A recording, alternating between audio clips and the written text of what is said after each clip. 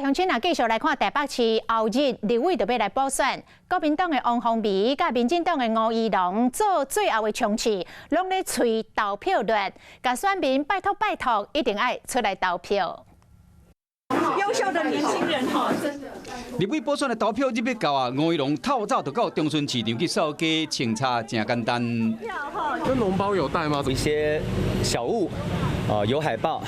有3年前的旗子，也拜托大家这2天多拿出来。吴怡农昨暝写文章讲，提出参选2020年立委时阵的竞选的物件，邀请大家派这个脓包出门去投票，将对手警惕于脓包的负面操作变成催票的文宣。因为补选投票率是关键，选前之夜嘛变成拿力候选人的战场。吴怡农找作风车剧团要甲大人囡仔同乐。 民进党的前主席卓荣泰主席，陪我跟大家致意。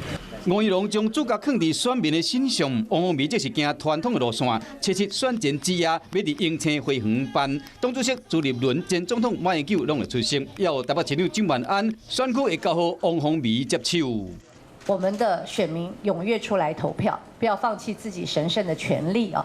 无用吹票，王宏维选调市议员了，随参加立委的补选，和副总统赖清德批评讲是离开职位，搁要摕选举补助款，意外去调调参选南投县长失利，即马代表民进党参加立委补选的蔡培慧，搁变成两人的攻防焦点。他没有选上，第二。 他没有企图落跑。如果最后蔡培慧有捐出他的补助款，您会跟？我刚才讲过，我绝对不会随着民进党的双标而起舞。王宏维一直挑战，讲民进党有2套标准，对着补助款的运用无正面的回应。不过，这个落跑的阴影，就算到选前的最后一刻，嘛是甲对调的。Hello， 我是叶明。想要看到更多更及时的新闻内容，请订阅华视新闻的 YouTube 频道，并且按赞、开启小铃铛。